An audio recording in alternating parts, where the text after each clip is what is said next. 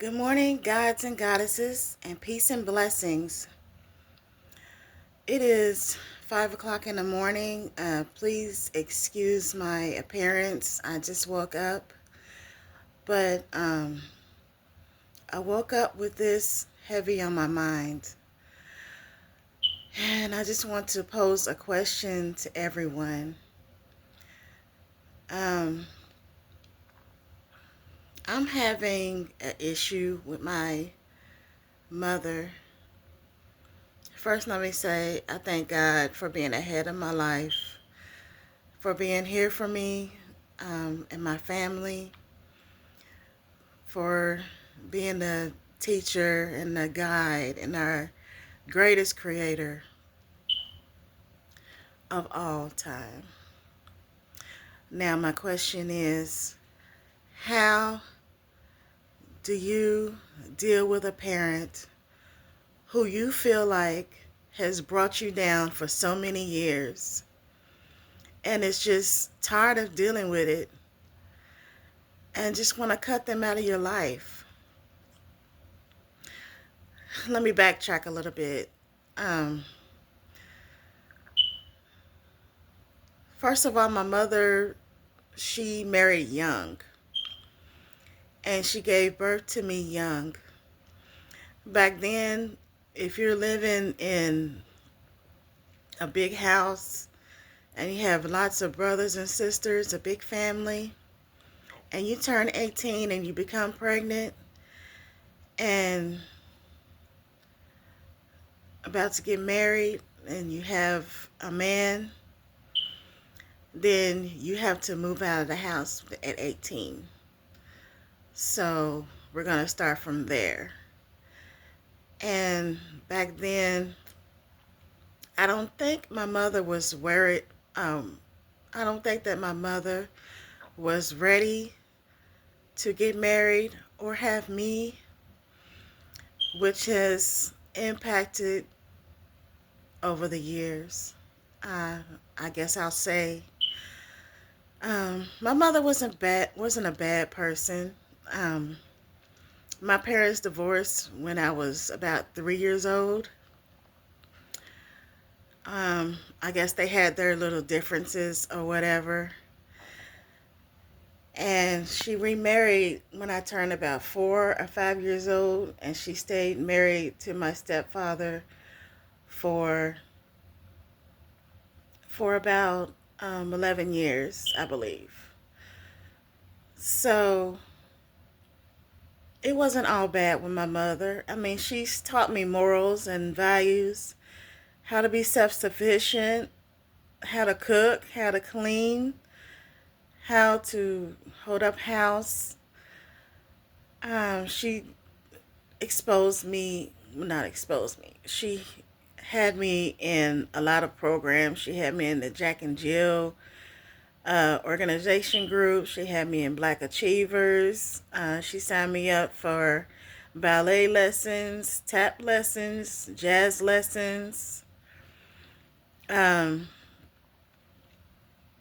when I wanted to try out for cheerleading and the jazz team when I was in high school, she signed me up for that. She took me to that.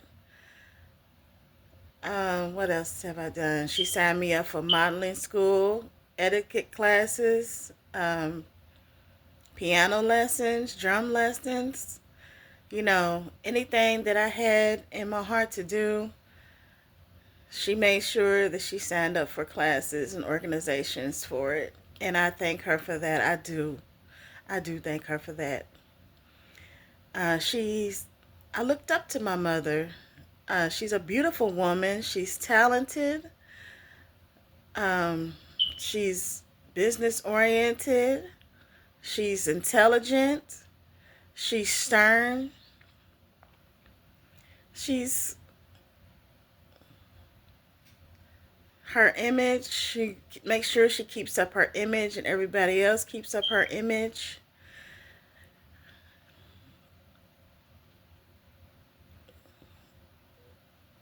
I think I said that wrong. Everybody else keeps up her image. Does not make sense. She keeps up her appearance. She likes the good things in life, which is nothing wrong with that. It's really not. And um, I believe it's about luxury for her. I believe that she wants to be the center of attention. Um, I'm trying to speak in positive aspects of my mother before I get into it any further. She's a good businesswoman. She's owned a couple of business, a hair salon, a nail salon. Kudos to her for that. Um, she attended church. She's God fearing. She was raised up Catholic. Um, I know that she loves me, and I know that she means well. And I know that she only wants the best for me and my kids. I understand that. But it's the way that you deliver. I must say that. It's the way that you raise a child. There's a way that you can raise a child, and you can encourage a child, and you can teach a child without tearing them down. My mother is a real blunt and honest person. Anything that's on her mind, she will let you know. And she will not sugarcoat it at all. She won't. Which has some good aspects of that, and there's some bad aspects of that. Which the good thing is that I know that she will not lie to me. She will be honest with me. The bad thing is she could be cutthroat with it. And I've dealt with that for all those years. Because let me tell you, people, when I was growing up, I wanted to be a singer, a dancer, and an actress. Well, not an actress. I wanted to be a model. I wanted to be a runway model. I wanted to do photo shoots. But my mother told me that I didn't have enough fashion sense to be a fashion designer. I wasn't tall enough to be a model. I wasn't thin enough to be a model.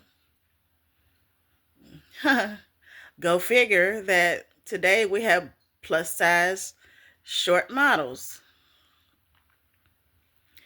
So yeah, I wanted to be a singer. She did support that, but by that time my self-esteem was so low that I didn't follow through with any of that. I didn't feel like I was good enough. I didn't feel like I was capable of doing it.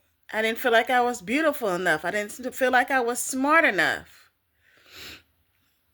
So those dreams died. So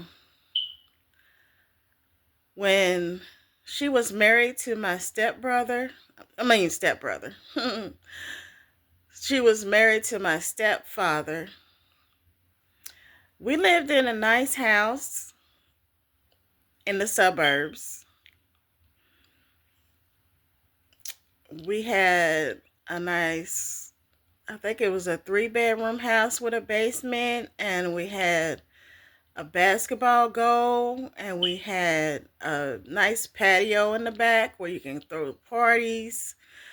I've had some good times in that house. Like, for instance, when she threw the biggest Sweet 16 party for me, I had a ball and I didn't want it to end. Like, half of my high school was there. All my families and friends, and we had nice music, nice food.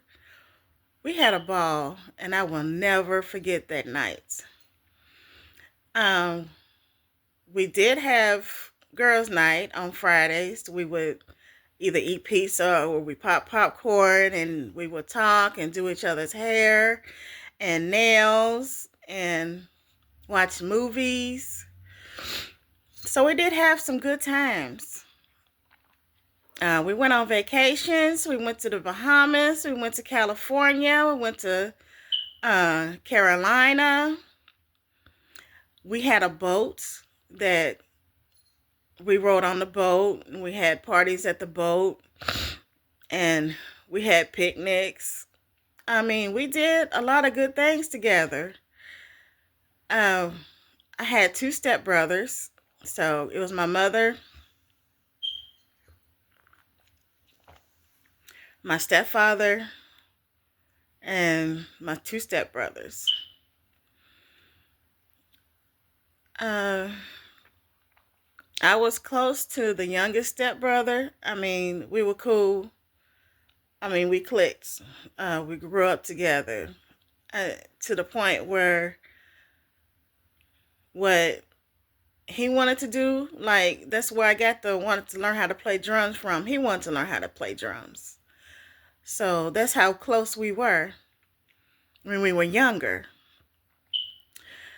But what began the downfall was when I turned 13, the stepbrother that I was close to molested me from 13 to 14. And when I finally had the nerve to tell my stepbrother and my mother, they didn't believe me. And what hurt me the most is my mother told me that she thought it was consensual sex. That hurt me to my core. And I don't think, even though I asked God to show me how to forgive her, I still don't think that's forgiving, because it hurts and it still hurts. And I'm just now getting to the point where I can say this without crying. She didn't take me to the doctor or hospital to get me checked out.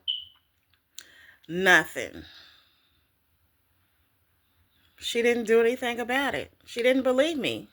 She thought I was trying to get attention. My stepbrother was the good boy in the family. So he wouldn't do anything like that. Little did they know. He's in prison now. I don't even think he's out for domestic violence and sexual assault. Yes. So he got what he deserved. But anyway, there was an incident where my stepfather, I was in the shower. I got out of the shower. I had a towel on. He touched my breast. I don't think I ever told my mother that part. But at this point, I felt like there was no use in telling her, because she's not going to believe me anyway. He's such a good husband. He would never do anything like that to me. No. So that's when it started. That's when all things went downhill from there. And as I was getting older, I started to see things that have changed. Like, for instance, from my toddler years to my adolescent years to my teenage years, she wasn't always there for me when I needed her. Like I said, she's a businesswoman.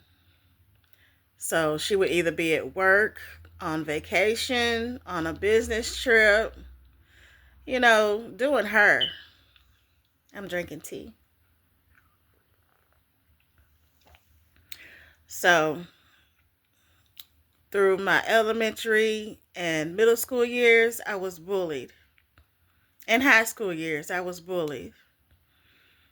I was called every name in the book. People didn't like me, I guess because I lived in the suburbs and I'm an African-American woman. And an African-American woman in the suburbs, people, especially people from the West End, and I guess from the rural, urban areas, didn't like me because they thought I was stuck up until they got to know me. And then they started liking me. But some of them were still jealous of me. So I was called out of my name. There were rumors spread about me, blah, blah, blah. But I cried a lot. I had low self-esteem.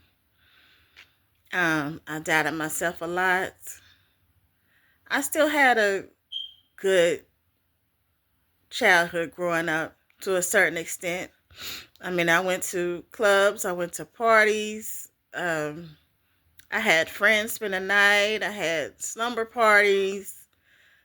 Um, I remember going to Broadway skating rink, going skating every weekend with my cousins and my aunt. So basically, all in all, I did have some good times. But when I really needed my mother, she wasn't there. I needed somebody to talk to deal with these negativities, deal with these insecurities, to deal with these bullies. I remember crying a lot. I did journal. I've been journaling since I was 11 o'clock. 11 o'clock. I'm still half asleep. I've been journaling since I was 11 years old. And I've never stopped. And I still journal to this day. So in my journal, I will write down my feelings. And the pen and paper started to be my friend. I remember at age 16 is the first time I attempted suicide. Yeah, I OD'd on pills. Ended up in the hospital. They flushed the pills out of me. My crazy self even tried to drink a whole bottle of Listerine mouthwash and OD on pills, trying to make myself sick because I didn't want to live anymore. Yep. Let's see.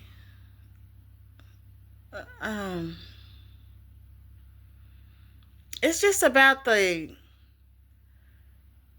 she would fat shame, and anytime that I report any positive things, any achievements that I made, she would say, "Oh, I'm proud of you. That's good. But however, don't do A, B, and C. You can't do A, B, and C. And if somebody makes a mistake, I'm called stupid."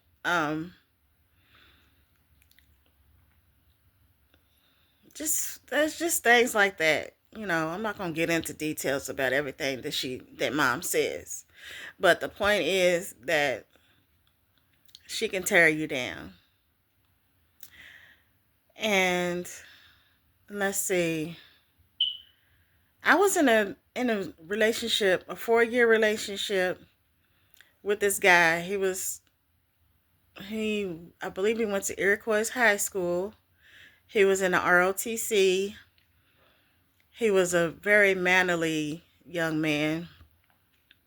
We hung out together. We were in a 4-year relationship. We loved each other.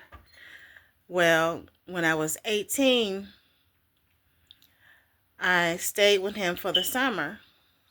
After the summer, I ended up pregnant. I was getting sick. I was getting stomach aches. I was getting nausea and vomiting. And I didn't know what was going on with me at the time. So my mother took me to the doctor.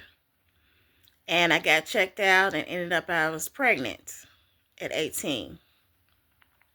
My mother was livid. She got mad at me. And she said, "Well, you're not going to keep this child because you're not going to graduate high school. How you going to take care of a child? You can't barely take care of yourself." So she forced me to get an abortion. And oh, I love this man so much. And I wanted to have this child. And I felt like I could get through school and I could raise this child and I could be happy with this guy. Well, to make a long story short, we ended up breaking up. He got angry because I I got an abortion. So, and we never talked again. But, which I guess it was a good thing because I found out that he cheated on me. He ended up going back with his ex baby mama, but they're not together now. He's married and has moved on and has kids with somebody else now. So I guess it was a bittersweet thing that the relationship ended.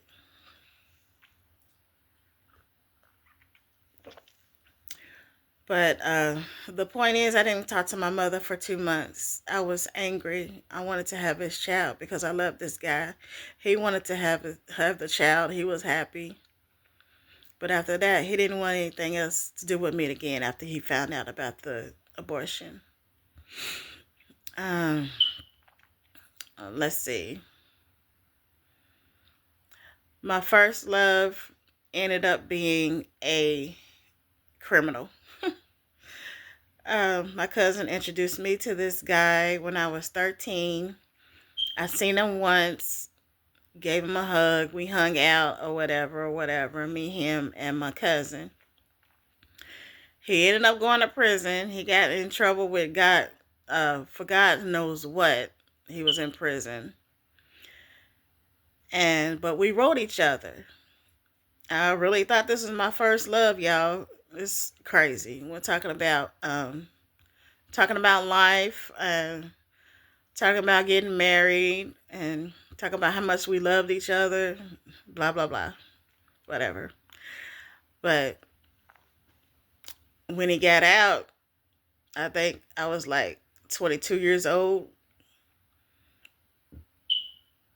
I met him at his house. We hung out.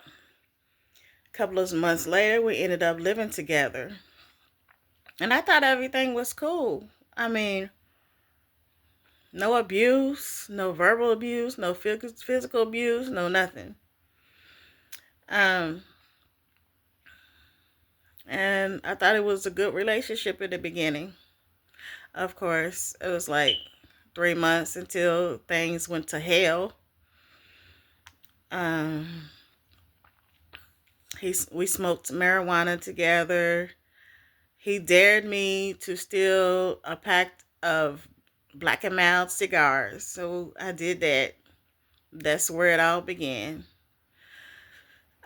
He started using drugs and drinking heavily. He started abusing me.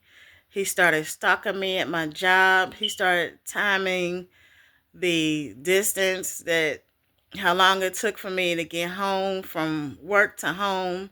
And if I was like even 5 minutes late, he he would swear up and down that I'm cheating, I'm with somebody else.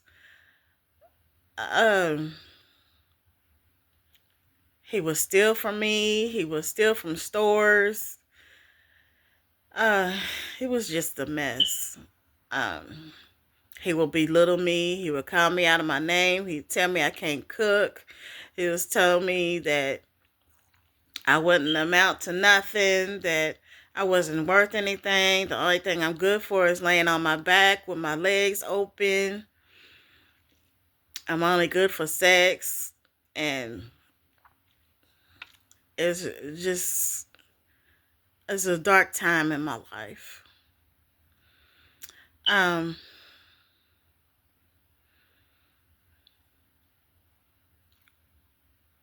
he would stay gone with my car. I would be stuck at home. I lost a good job because I was late for work all the time.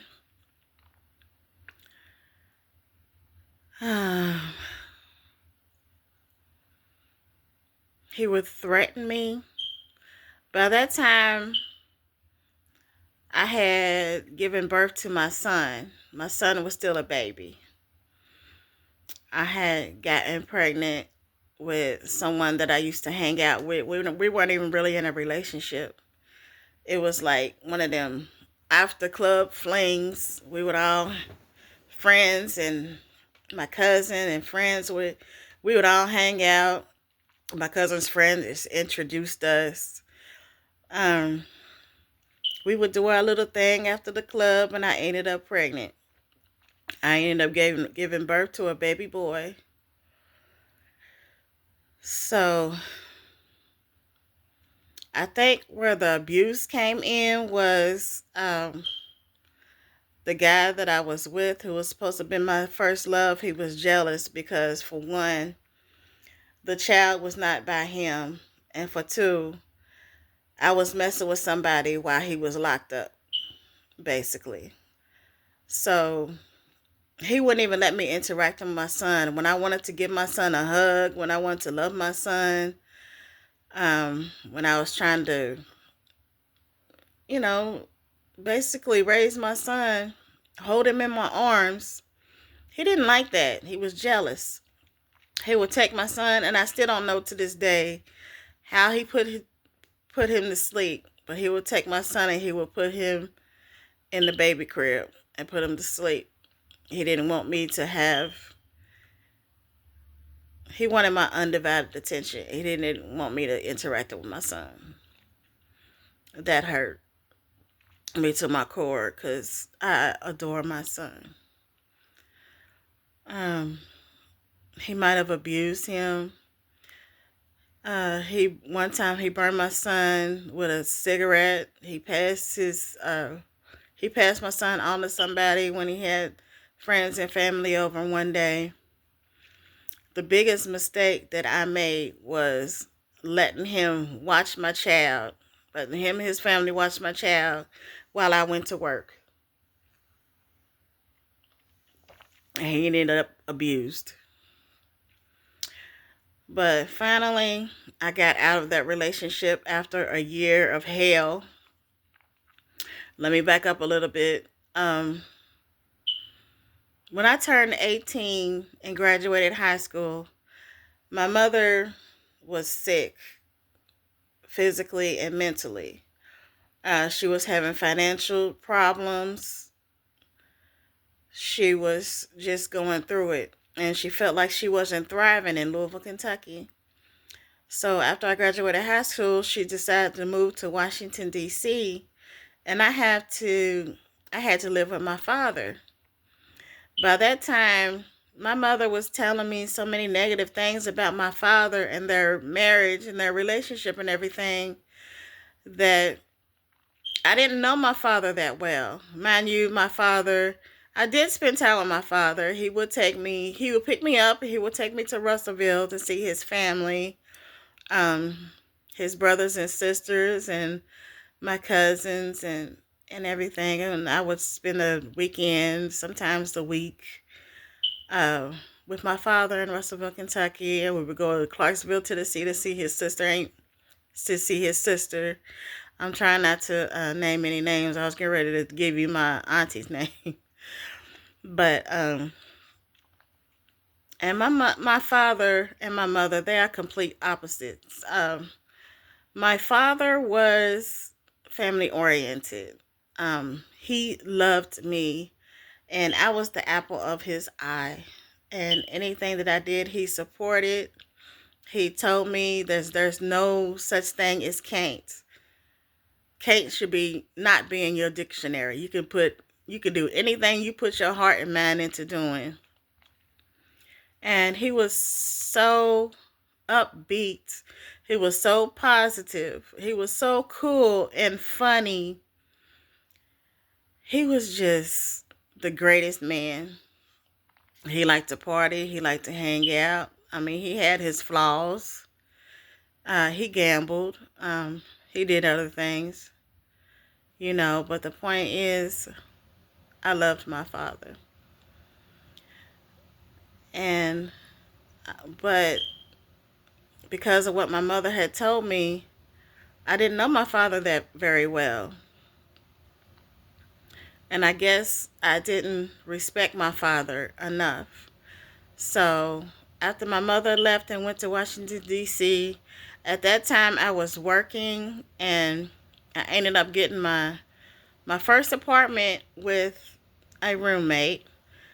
and I stayed with my roommate for 6 months. We fell out over the bills. She was saying that I wasn't paying the bills, and even though she's the one that had different guys in and out of the house and partying and doing this and that and behind on the bills, I was the one that was paying the bills on time. I was the one that was working double shift. Yes, she did help with the bills, but she was putting it out on me that I wasn't paying the bills and I wasn't doing what I was supposed to do, and I was letting different men in and out of the house. She was doing the same daggone thing. So to make a long story short on that, we uh we fell we fell out, and I ended up moving out after 6 months of staying in Old Louisville. Um, I'm trying to remember what happened after that. I think I did end up staying with my father for a while after I moved out. I can't remember. I can barely remember what happened after that. But the point is, basically, my mother wasn't there. So when I was with this guy, supposed to have been my first love, who was abusing me and abandoning and abusing my son, my mother came to visit one time. And so she took me out. She took me shopping and whatever we were doing.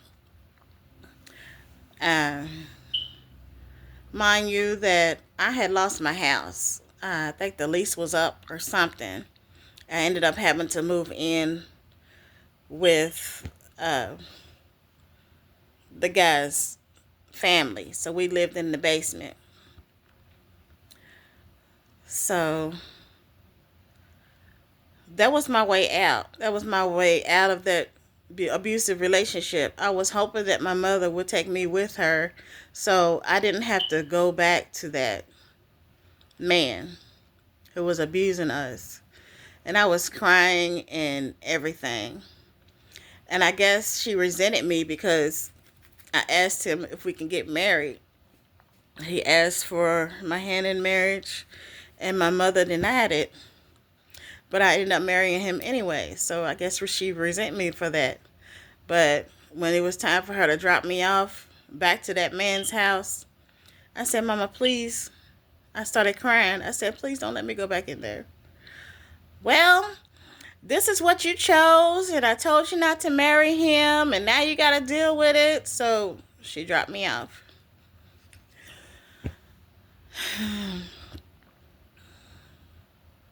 That man hurt me so bad. He tore me down so bad that my self-esteem was... I didn't have any morals or values or love for myself. I was looking rough and ragged. He took my friends from me. He took my family from me. He isolated me from everybody. He didn't want me to contact anybody. It's like when a cousin came and see me and he had pulled up to speak to me, he thought it was another man that I was dating, and it wasn't. And I told him it was my cousin. He didn't believe me. Just crazy stuff like that, you know. But I barely remember what happened. He did something and ended up being in trouble by the law. So now he was on the run, and he wanted me to move to Fort Wayne, Indiana with him. And he had the family at the house. He had a house full of people. So that was my opportunity to escape. And I waited until I went upstairs and I was around the family, and I told him I wasn't going to run with him. I wasn't going to go to Fort Wayne, Indiana with him, and I didn't want to be in a relationship with him anymore. Well, Lord, why did I say that? he grabbed me. I had braids in my hair at the time. He grabbed me by my hair.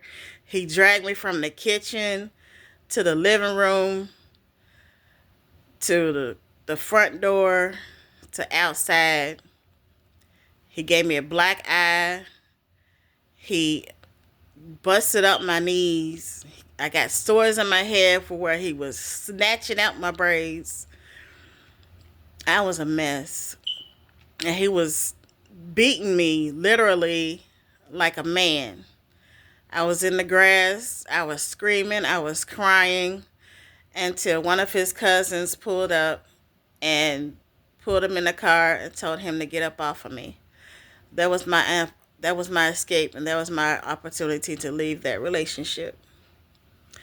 So the police was called. He was gone. He was on the run at this point.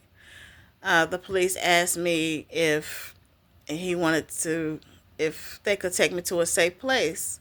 So I ended up staying at the Center for Women and Families shelter. I think I was there for 6 months with my son, and they helped me get a divorce. They helped me get on the Section 8 program, and they just helped me basically get back on my feet, get some clothes, some food, whatever I need for me and my son. And the police finally caught up with him and they locked him up. So that was the end of that relationship. So I thought. Um, as far as him, he spent like 4 years in jail. And then my stupid self ended up going back with him to, again, at that time I was living somewhere else. I was living in an apartment with just me and my son. We ended up getting back together. That didn't last long because just when I thought he changed, he started his own jealous ways again and paranoid and accusing me of cheating. So I called my mother and father, and they saved me from him. And they took him back to his mother's house or wherever they took him. And that was the end of that. I didn't look back after that again. He called me mama and daddy's girl, and that I'm always gonna be a little girl, and just whatever. So that was that. To make a long story short, I was in a few abusive relationships. I was married 3 times. First time I got married was my so-called first love, the guy I just told you about. Second time I got married to a guy who I met in my neighborhood, and we ended up kicking it and hit it off. He ended up, same thing, verbally, physically abusive, substance abuse involved. He introduced me to some drugs, and we would do drugs and we would drink together. At that time, I still had low self-esteem. I didn't have a care in the world about myself. Um, was using for 3 months. I had a good job at Dillard's as a sales associate. I ruined that job for being late for work. I would be coming down from my high, trying to go to work, trying to work. I would be falling asleep in the bathrooms, just stupid stuff. Um, it was just a low period of my life for me, a very low period of my life for me. Um, Ended up leaving that relationship. I ended up in the Center for Women and Families again, I believe. No, I take that back. We broke up and got back together a couple of times. Um, Again, like the other relationship, I thought things had changed. By this time, I was in another apartment. He still stayed with me. To back up a little bit, he got in trouble with the law. He stayed in jail for 3 months. He got out of jail. We kept in touch. We got back together. Stupid. Thought everything was going good until he started using again. And by this time, I wasn't using, but he was. So I made another mistake and allowed him to watch my son while I went to work. Um, there was an incident where he was getting high or drunk or whatever he was doing, and my son, he came. I guess he was watching TV, and my son came to him and said, "What was he watching, or what was he eating?" Or he asked him a question, and basically he got mad and he beat my son with a belt, left whips on his arms. Whatever that situation is, I was at work. I done messed up and let him watch my son while I was at work once again. So the police was called. One of the teachers at his school reported that he had whips on his body and that they suspect that he was being abused. So when I got home from work, my father was there with the police, and at that time, my son was removed from the house and was sent to my father's house. And my father ended up um, taking temporary custody of my son for a year. And after my son was taken away from me, that hurt my heart to the core, to where I said, I can't do this anymore. I didn't want to be in this relationship anymore. Um, it was just a whole mess. My father threatened to kill him. He pulled a gun out on him. It was just crazy. But I ended up, by that time, CPS was involved, and they had a case on me. I almost got locked up a couple of times for being stupid. I had to make a decision. I needed to get my son back. So what I did was I turned myself into rehab. So I was in rehab for a year. I did everything that was required of me. I stayed sober. I stayed in a sober living house. I did the AA meetings. I read my AA books. I did my group meetings. Basically, everything that was required of me to do, I did it. They helped me with Section 8 once again. They helped me get me a place. I got my son back after the judge saw that I was being compliant and I was staying away from my ex-husband, and I was doing everything I was supposed to do. I was happy again. Had a nice job at Kroger.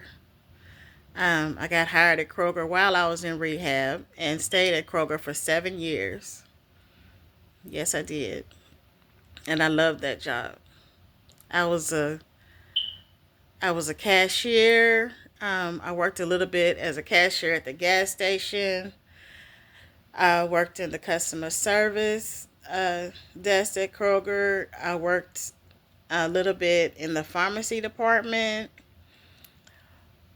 Um, I was a supervisor. I was cashing checks. I was processing lottery tickets. I was doing all kind of things at Kroger's. I loved that job. I did. Um, let's see. The third time I got married, I met this guy when I was in rehab in one of the AA meetings. Once again, it was a good relationship the first 3 months. Um, I gave birth to a beautiful daughter, but I didn't give birth to her until after we broke up. He was a drug addict. He relapsed after 3 months into our relationship. He started stealing. He started doing stupid things. He started taking my car and staying gone for hours, even 2 days. He cheated on me. It was just another mess. At that time, I didn't do drugs with him, though. I would drink, but not heavily. I mean, I did get drunk, but not to rehab status because I was still in the program. But I didn't do too much to where I would put myself back in that situation that I was in before. So finally, I was like, I can't do this anymore. He was cheating on me. He was using. He was stealing. He was stealing from me and my son and was pawning our items for drugs, just acting a fool. But he was a good person. When he was sober, he was a good stepdad. He taught my son he helped my son with his homework. Let him ride in the back of his truck. He had a pickup truck at the time. We did things together. He was a good cook. He was a hard worker. We had a routine. He would get up at 5 o'clock in the morning, get ready for work. I would fix his lunch and send him on his way. I mean, everything was cool until everything went downhill from there. But to make a long story short of this situation, I finally told him, I said, I had enough. I can't do this anymore with him. He was like, where do I need to go? Where can I go? I don't have anywhere to go. I don't care. Go back home. Go back to your girlfriend that you're dealing with in Indiana. So I ended that relationship. After we broke up, I ended up giving birth to a baby girl. And I love her to death. She is my twin. She is my all. I love Miles and Shaylin. They are my world, and I thank God for them. I do. And I'm blessed that my daughter that has not experienced any trauma, she hasn't had one incident where it's resolved now. She's doing well in school. She's a theater major in high school in the ninth grade.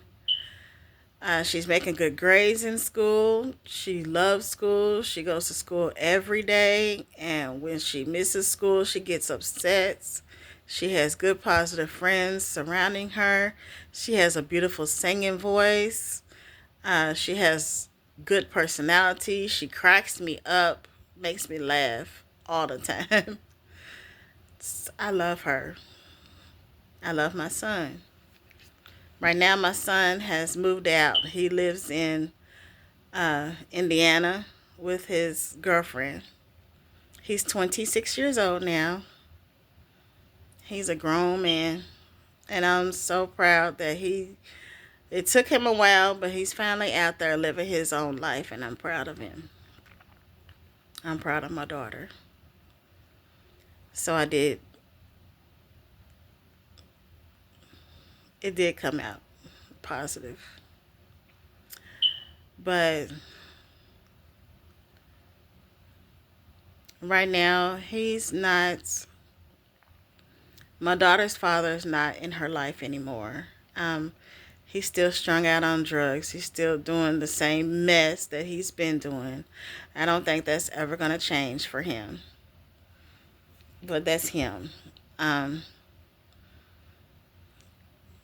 It's unfortunate, sorry, that they don't have a relationship, but at the same time, it's all good.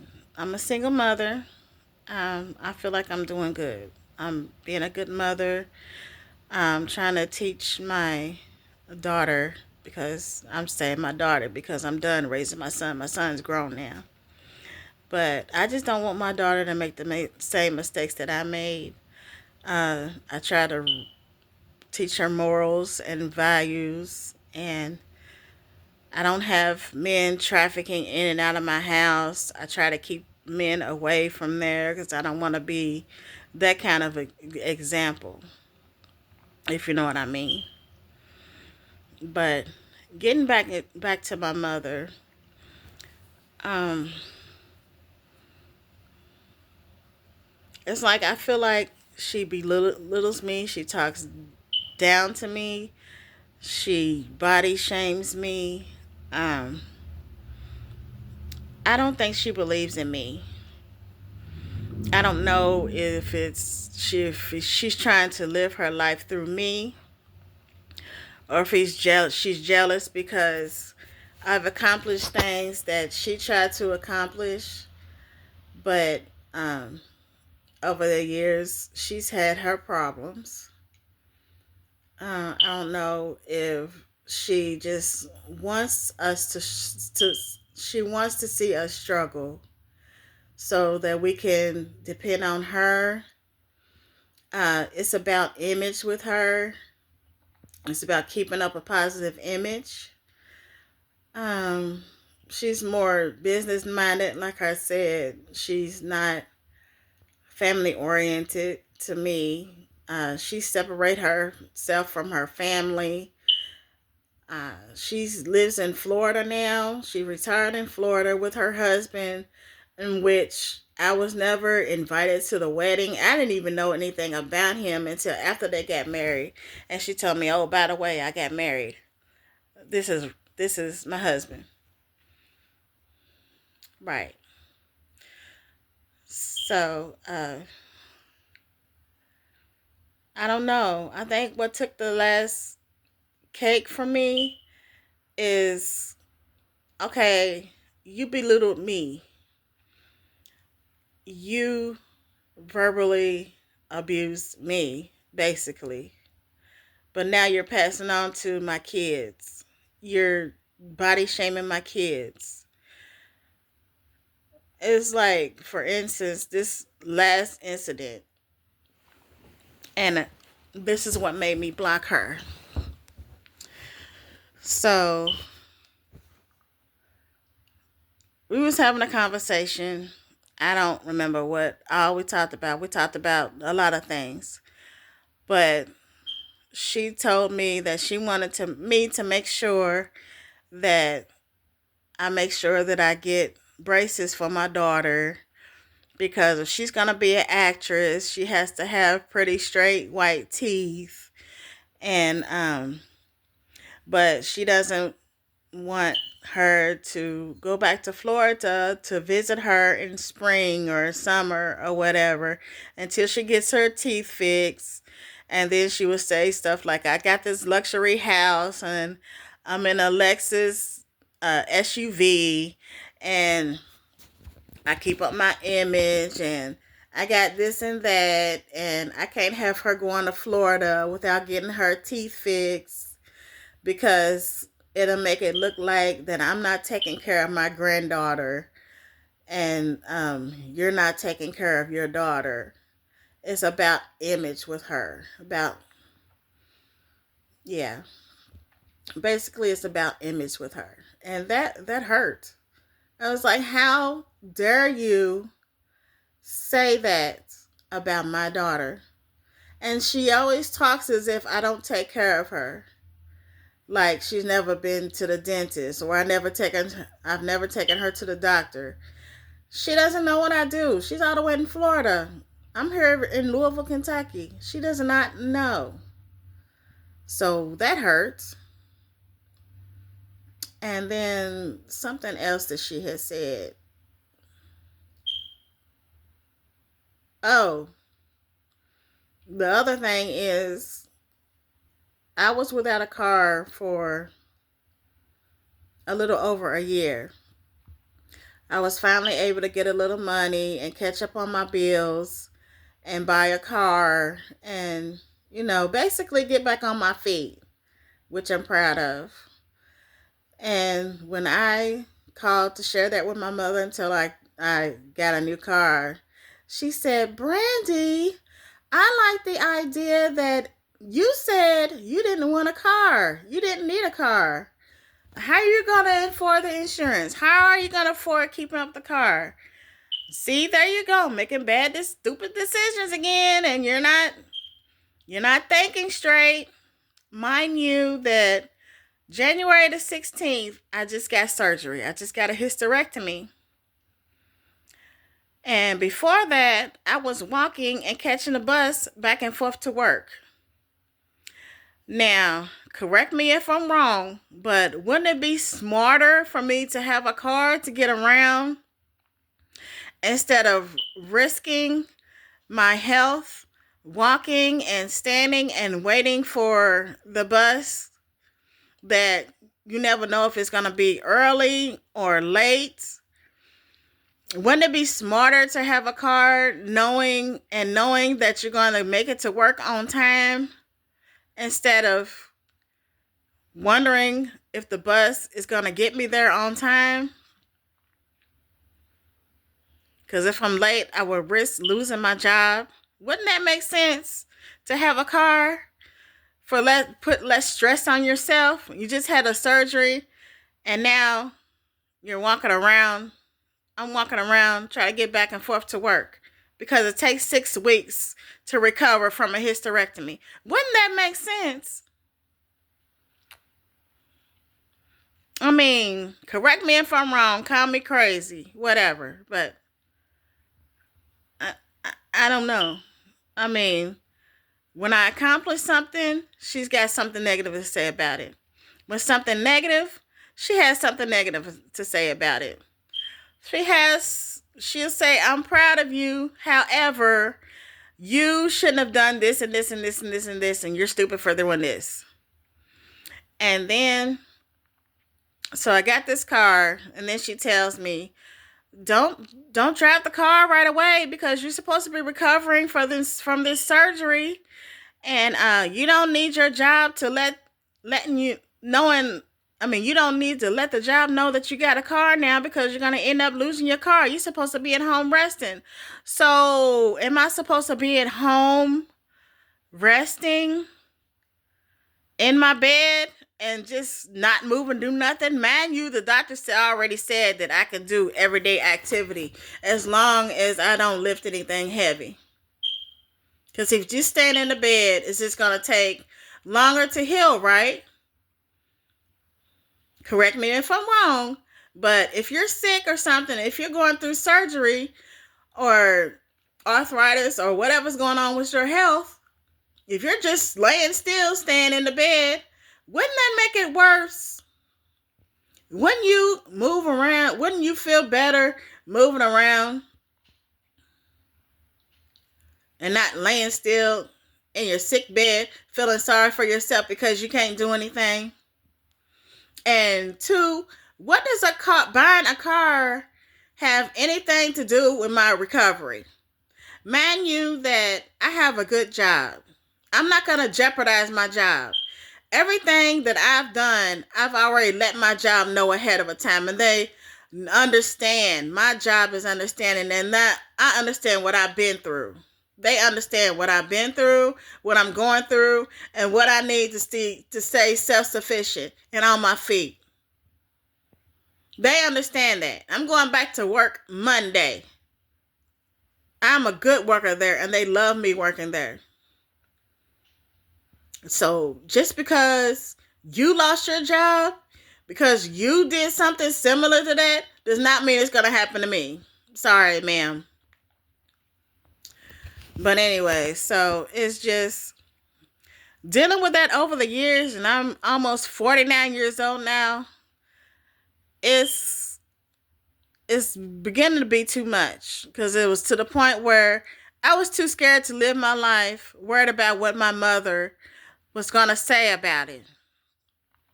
I was scared to follow my dreams and do what I wanted to do because I was afraid about what my mother would say about it.